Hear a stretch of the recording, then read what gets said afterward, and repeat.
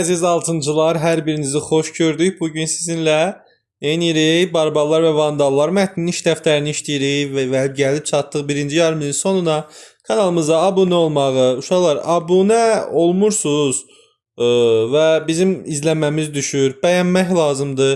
Əgər ikinci yarım ildə də davam etməyimizi istəyirsinizsə, abunə olun və bəyənin. Yəni bu cür müəllimlərimiz əziyyət çəkir, mən əziyyət çəkirəm. Sizə dəstək olmağa çalışırıqsa, siz də bizə abunə olub bəyənərək dəstək ola bilərsiniz. Və bizim Cəbrayıl Əli kanalında da iş dəftərləri paylaşılır. Onu da yuxarıdan izləyə bilərsiniz. Mətnin məzmunundan çıxış barbar sözü. Barbar sözü əcnəbi, yadelli mənasını verirdi. Deyir ki, bu isə həmin dövrlər üçün adi hal idi. Qalib gələn tərəf ələ keçirdiyi qənimətləri yığıb özü ilə aparırdı. Yəni, qənimət nədir?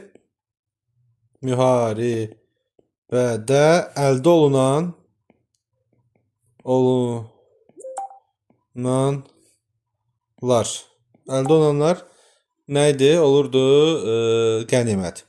Cümlələrdə işlənmiş qənimət sözünün hansı mənaya uyğun gəldiyini. İşi belə görəndən sonra qənimət bildi, yəni buna fürsət gedəcək. Bu adamın varlığı hər birimiz üçün böyük bir qənimətdir, yəni əvəz edilməzdir. B gedəcək.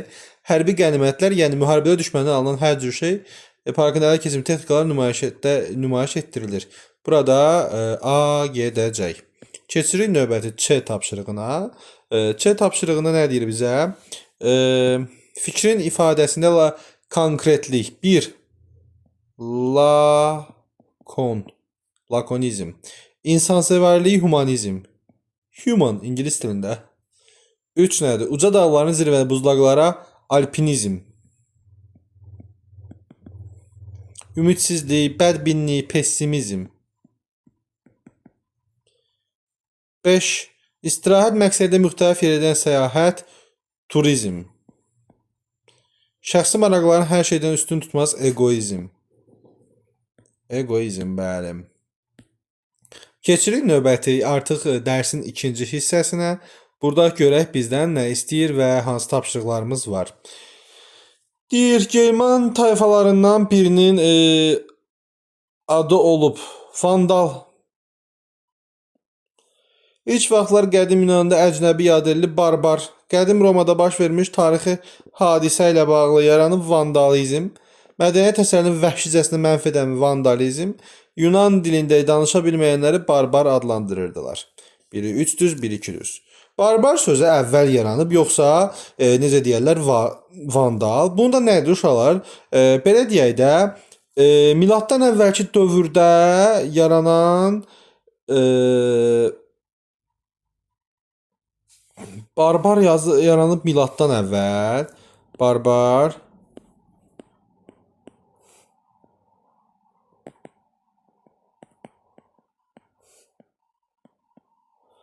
əvvəl.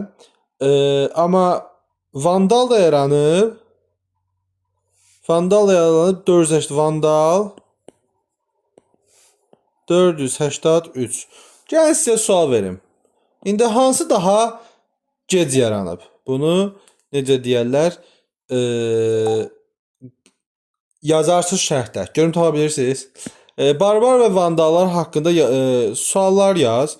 Suallara nə ola bilər? Məsələn, barbar kimə deyilib? Deyilib. Başqa nə ola bilər? İndi kimlərə vandal deyilir? Və yaxud bu sözlər aktualdırmı?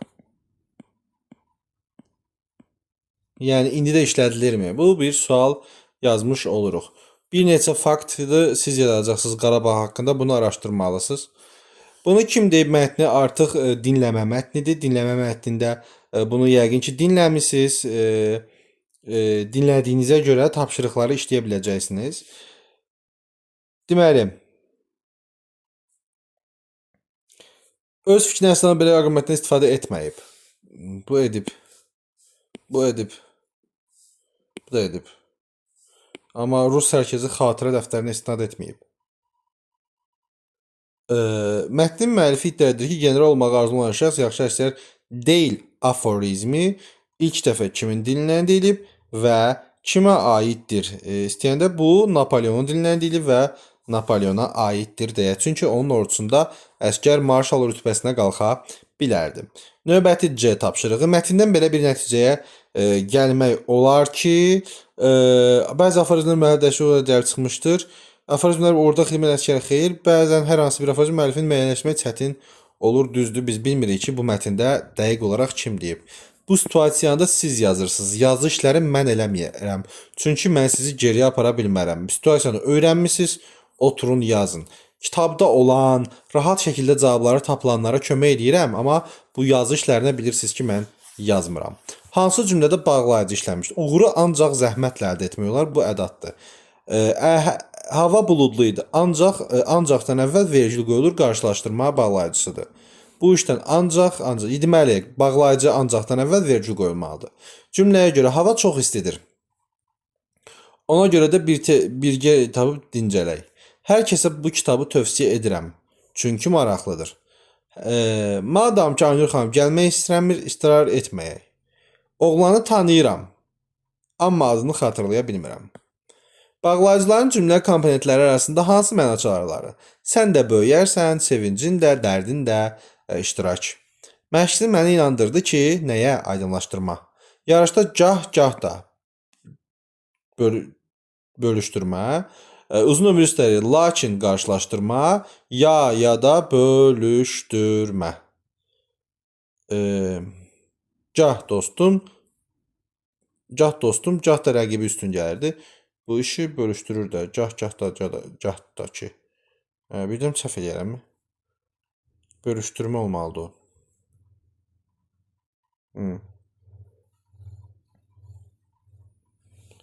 Sonra növbətim.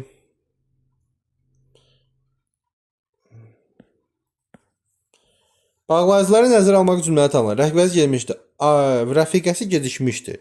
Bu necə tamamlaya bilərik sizcə? Amma o hələ gözləyirdi. Bir neçə cür. Rəfiqəsi gelmişdi. Halbuki ən tez o gələcəkdi.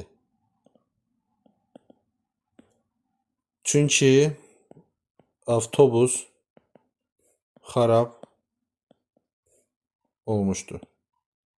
Bu səbəb ola bilər də. Əgər rəfiqəsi geciksə, nə ola bilər? Tədbirə girə bilməyəcək.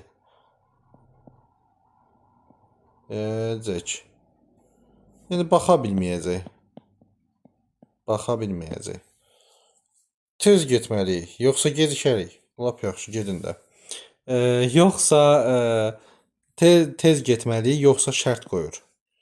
Bugün gedək, yoxsa sabah. Burada bölüşdürür artıq. Siz gəlirsiniz, yoxsa mən gəl. Bu da bölüşdürür. Pəhriz saxla, yoxsa xeyr, bu da şərtdir. Ümumiləşdiri təkrar hissəsini də növbəti videoda bitirəcəyik. Hələlik kanalımıza abunə olmağı və bəyənməyi unutmayın.